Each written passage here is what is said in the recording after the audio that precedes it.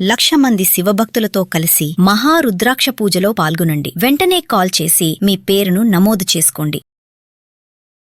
నమస్తే, welcome to Suman TV. Present మనతో పాటు ఉన్నారు అనలిస్ట్ డాక్టర్ నందూరి రవికుమార్ గారు. నమస్తే సార్. నమస్తే sir, Nandu's world scam already మీరు ఫాలో అవుతున్నట్టే ఉన్నారు. అసలు యూకేలో ఈ సిఓఎస్ సర్టిఫికేట్ ఆఫ్ స్పాన్సర్షిప్ ఆ వీసాలు ఇప్పిస్తామని చెప్పి చాలా మంది దగ్గర డబ్బులు తీసుకుని మోసాలు చేశారనే ఒక ఆరోపణలు అయితే వినబడుతున్నాయి. చాలా ట్రోల్ అవుతున్నాయి, ట్రెండ్ అవుతున్నాయి వీడియోస్ కూడా. చాలా మంది బాధితులు చెప్తున్నారు, మీడియా ముందుకు రావడం కూడా చూస్తున్నాం. అసలు మరి యూకేలో ఉన్న వాళ్ళు ఇక్కడ ఇండియా ఉన్నటువంటి వాళ్ళ దిగి వీసాలు ఇప్పిస్తామనడము ఇవన్నీ సాధ్యమేనా? అసలు అక్కడ అబ్రాడ్లో ఉంటున్నటువంటి వాళ్ళకి ఈ సిఓఎస్ అనేది అసలు ఏంటి అంటే మీ అనాలిసిస్లో ఏమనుకుంటున్నారు అసలు ఈ కేసు గురించి? Very good. ఫస్ట్ అయితే నేను క్లారిఫై చేసుకున్నాను. నండు అని పక్క పక్కన వస్తుంటే మన వ్యూవర్స్ నాకు కరెక్టెడ్ ఉంది. నాకు ఈ నందు ఫ్యామిలీకి మీ కప్పులకి నాకు ఏ రకమైన సంబంధం లేదు. ఓకేనా? నేను అందరిలానే దీన్ని ఫాలో అవుతున్నాను కాబట్టి మీరు అడిగారు కాబట్టి చెప్తున్నాను. నందు ఫ్యామిలీ, నందు కపుల్ వీళ్ళు ఏం చేశారంటే సిఓఎస్ సర్టిఫికెట్ ఆఫ్ స్పాన్సర్షిప్. మనం ఎక్కడికైనా వెళ్ళాలి అంటే, ఇండియన్ బయటికి వెళ్ళాలి అంటే అక్కడ ఎలా బతుకుతాడు, అక్కడ ఎలా అతను సర్వైవ్ అవుతాడు? బికాజ్ అది మన ఇండియన్స్కి కూడా మనకి అది గర్వకారణం. అక్కడ వాళ్ళకి కూడా అంటే ఎవరికి, యూకే వాళ్ళకి కూడా, యూకే గవర్నమెంట్కి కూడా ఇక్కడి నుంచి అక్కడికి వెళ్ళిన తర్వాత అక్కడ ఎవరైనా ఇండియన్ సూసైడ్ చేసుకున్నాడు, ఇండియన్ రోడ్డు మీద అడుక్కుంటున్నాడు అంటే అది వాళ్ళకు కూడా బిలో ప్రిస్టేజే కదా. వాళ్ళ సిటీ, వాళ్ళ నేల మీద ఇలాంటివి జరుగుతాయి కదా. అందు గురించి ప్రతి వాళ్ళకి కూడా అక్కడ వర్క్ పర్మిట్ లాగా, మనము యూఎస్ అనుకోండి, లాస్ట్ టైం చాలా యూఎస్ వీసాలు చేసాం, వీసా అంటాం అక్కడ, వీసా ఎలాగో ఇక్కడ సిఓఎస్ అంటారు. సిఓఎస్ అంటే సర్టిఫికేట్ ఆఫ్ స్పాన్సర్షిప్. అది ఉంటే, పర్మిషన్ ఉంటే, జెన్యూన్ అయితే మనం అక్కడికి వెళ్ళొచ్చు, అక్కడ ఉండొచ్చు, అక్కడ ఎంప్లాయ్మెంట్ టేకప్ చేయొచ్చు, లేకపోతే అక్కడ ఏదైనా చదువుకు వెళ్తే ఆ చదువుకి మనం పర్స్యూ చేసుకోవచ్చు. ఈ విధంగా యూకేలో ఆ రూల్స్ అన్నమాట, రూల్స్ అండ్ రెగ్యులేషన్స్. ఫస్ట్ ఎంట్రీకి కావాల్సింది, లీగల్ ఎంట్రీకి కావాల్సింది సిఓఎస్. ఓకేనా? అది క్లారిటీ వచ్చేసింది కదా. ఇక రెండోది, ఈ కేసులో, ఈ పర్టికులర్ కేసులో మన పిల్లలందరికీ తెలుసు, ఇప్పుడు ట్రంప్ దెబ్బకి మనం కూడా చెప్పుకోవడం జరిగింది. అయితే 1 year బ్యాకే చెప్పినట్టున్నాం. ఇప్పుడు కూడా 1 year బ్యాకే ట్రంప్ దెబ్బకి మన వాళ్ళకి చాలా కష్టము, అక్కడ గగనము, ఇంకా వెళ్ళటం కష్టం. వెళ్ళటం అన్నది విరమించుకుంటే మంచిది, ఇది చాలా కష్టకాలం రాబోతుంది మనం అప్పుడే అనుకున్నాం. సో అలాంటి ట్రంప్ దెబ్బకి ఆల్టర్నేటివ్ చూశారు మన వాళ్ళు. ఆ వీక్నెస్ని ఎన్కాష్ చేసుకున్నారు ఈ కపుల్. సో వీళ్ళు ఏం చేశారు, ఆ మీడియా ప్రకారంగా వాళ్ళు ఇక్కడి నుంచి ఏదైతే ఇచ్చారో, అసలు ఇవాళ చాలామందికి డబ్బులు తీసుకున్నారు, లక్షల్లో తీసుకున్నారు. ఎన్ని కోట్లు అయినాయో లెక్క మనకు తెలియదు, జెన్యూన్ ఎంతో తెలియదు, అంటే నిజంగా ఎంతో తెలియదు. మీడియా వచ్చింది కాబట్టి ఎక్కువ హైప్ చేసి చెప్పేయడం కూడా ఇవాళ రేపు ఇదైపోయింది అనమాట, నా మామూలు అయిపోయింది. సో ఆ విధంగా ఎంత తీసుకెళ్ళిపోయారు, ఎంత ఇందులో సైఫర్ అయిపోయి ఎంత ఫ్రాడ్ తెలియదు, అది తెలియదు, మనకు క్లియర్ పిక్చర్ లేదు.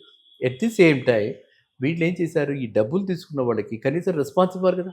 ఇవాళ వస్తుంది, రేపు వస్తుంది, ఇంటర్వ్యూలు కండక్ట్ చేయించటము, ఈ ఆన్లైన్లో ఇంటర్వ్యూలు చేయించడం, ఏదో ఒకటి జరగాలి కదా. ఇవి కొంతవరకు డ్రామా మొదట్లో నడిచినా తర్వాత అవి కూడా లేవు. అసలు తర్వాత ఫోన్ కాల్స్ కూడా పికప్ చేయడం మానేశారు. తర్వాత అసలు ఇంక వీళ్ళు ఎక్కడికి వెళ్ళిపోయారో తెలియలేదు. సో ఇలా జాడ తెలియక వీళ్ళంతా కలిసి రిపోర్ట్ చేశారన్నమాట. రిపోర్ట్ చేసి మాకు డబ్బులు పోయాయి, ఉన్నది పోయింది, ఉంచుకున్నది పోయింది అన్నట్టుగా, డబ్బులు పోయి ఇది వచ్చింది శని పట్టింది అన్నట్టుగా పాపం వీళ్ళంతా కూడా వాపోయారు. వాపోతే ఇప్పుడు వాళ్ళకి మనం చూస్తున్న ప్రకారంగా వీళ్ళు కపుల్ మిస్సింగ్. ఈ రోజు దాకా నాకు తెలిసి జాడ తెలియదు, ఈ కపుల్ మిస్సింగ్. ఈ కపుల్ మిస్సింగ్ ఇప్పుడు ఈ పిల్లలందరికీ కూడా ఎన్నో మొత్తం అంతా కలిపితే కోట్లలో గడిపారు, ఎన్నో కోట్లు మనకి నష్టపోయారు అనమాట. సో అందువల్ల ఏంటంటే ప్రతి వాళ్ళు కూడా, ఈ టాపిక్ అయితే చాలా మంచి ట్రెండింగ్ టాపిక్, బర్నింగ్ టాపిక్. ప్రతి వాళ్ళు కూడా ఏ కంట్రీకి, మనం సింగపూర్కి వెళ్తాం, ఆల్టర్నేటివ్ చెప్పుకున్నాం లాస్ట్ టైం, దుబాయ్కి వెళ్ళండి, పక్కనే అక్కడ చదివించండి, తక్కువలో ఆఫ్ ఖర్చులో దుబాయ్లో యూఎస్ డిగ్రీ వస్తుంది, సింగపూర్లో అలాగే వస్తుంది, సేమ్ యూఎస్ ఎఫిలియేటెడ్ యూనివర్సిటీస్ తోటి మనకు అక్కడ వస్తుంది. సో ఎందుకు వెళ్ళాలి యూఎస్కి, ఎందుకు వెళ్ళాలి యూకేకి? మనకు జెన్యూన్గా చక్కగా కన్సల్టెంట్స్ ఉన్నారు. ఈ కన్సల్టెంట్స్ ద్వారా, ఓకే, నేను కూడా గతంలో చెప్పడం జరిగింది, ఈ కన్సల్టెంట్స్ ద్వారా, బికాజ్ నేను బ్యాంకులో ఉన్నప్పుడు ఎడ్యుకేషన్ లోన్స్ నా ఫేవరెట్ సబ్జెక్ట్. మనం స్టార్ట్ చేసిందే ఎడ్యుకేషన్ లోన్, గుర్తుందా? సో ఈ సీజన్ కాబట్టి అలా ఎడ్యుకేషన్ లోన్స్ లేదా ఇలాంటివి ఏది కావాలన్నా కూడా ఐఎమ్ ఆల్వేస్ దేర్. కానీ అలా కన్సల్టెంట్ ద్వారా, జెన్యూన్ కన్సల్టెంట్ ద్వారా వీసా కరెక్ట్గా తెచ్చుకుని అక్కడికే వెళ్ళాలి. ఇది lesson, moral of the story ఏంటంటే, మనము ఎవరిని నమ్మే ప్రశ్న లేదు. ఇవాళ గ్లోబల్గా స్క్రూటినీ బాగా ఉంది. Yes. డ్యూ డెలిజెన్స్ అంటాం. అంటే బాగా బ్యాక్గ్రౌండ్ చెక్స్, వీడు ఎక్కడైనా సివిల్లో కూడా స్టూడెంట్ సివిల్లో డిఫాల్ట్ అయినా కూడా వాడికి కూడా వీసా రావట్లేదు. ఈ విధమైన పరిస్థితుల్లో ఇంత కఠోరంగా ఉన్నప్పుడు వీళ్ళు ఈ విధంగా అంటే అమాయకత్వం అంతే. Yes. మనం ఏం చెప్తా దానికి? అంటే సార్ ఇప్పుడు యూకేలో వాళ్ళు ఆల్రెడీ సెటిల్ అయిపోయి ఉన్నారు, సెటిల్ అయ్యారు అక్కడ వాళ్ళు.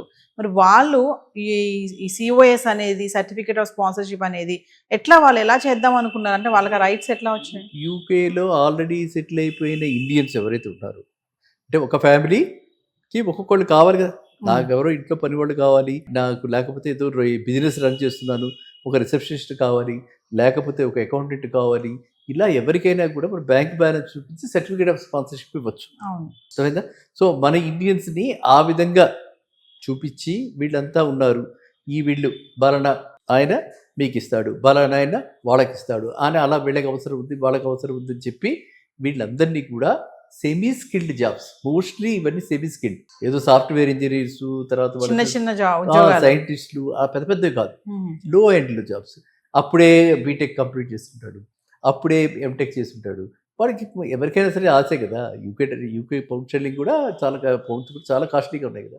సో ఆ విధమైన భ్రమలో పడి, ట్రాప్లో పడి వీళ్ళు ఇలాంటివి వస్తుందని చెప్పి, నాకే కన్సల్టెన్సీ అక్కడ జాబ్ ఉంది, నాకే అక్కడ సాఫ్ట్వేర్ ఫామ్ ఉంది, ఈ విధంగా మన ఇండియన్స్ వాళ్ళ పేర్లు కోట్ చేశాడు. ఎంతవరకు అందులో యూకే సిటిజన్స్, Yes. నేను క్లారిఫై ఎందుకు చేస్తున్నా అంటే అక్కడ ఉన్న సిటిజన్స్ ఎంతవరకు ఇన్వాల్వ్ అయ్యి ఉన్నారు అది మనకు తెలియదు. తెలియదు. ఎందుకంటే అక్కడ కూడా చాలా స్ట్రింజెంట్ నామ్స్. ఇక్కడలా మనకి ఎందుకంటే మనం చూస్తే ఎక్కడ చూసినా సరే క్రిమినల్గా ట్రీట్ చేస్తారు, ఫైనాన్షియల్ అఫెన్సెస్ని క్రిమినల్గా ట్రీట్ చేస్తారు. Yes. మనకు ఇండియాలోనే కొంచెం లీనియన్స్ ఎక్కువ, వేరే కంట్రీస్ చాలా సివియర్గా ఉంటుంది. కాబట్టి నా ఉద్దేశంలో ఈ సిటిజన్షిప్ ఉన్నవాడు ఎవరు కూడా ఇందులో ఇన్వాల్వ్ కాకపోయి ఉండొచ్చు, కానీ ఈ కపుల్కి యాక్సెస్ ఉంది కాబట్టి అలాంటి వాళ్ళ డేటాబేస్ తీసి Yes. ఇంత హ్యాపీగా హ్యాకింగ్లు ఎలా జరుగుతున్నాయి, ఏ రోజు ఏది నిజమో తెలియట్లేదు కదా, హ్యాకింగ్లు జరిగిపోతున్నాయి. Yes. అలా ఏదో హ్యాకింగ్ చేసి వీళ్ళు నా ఉద్దేశంలో అలాంటి లెటర్స్ అరేంజ్ చేసి వీళ్ళకి చూపించి ఆ డబ్బులు తీసుకుని ఆ తర్వాత సరిగ్గా ప్రాసెస్ చేయక,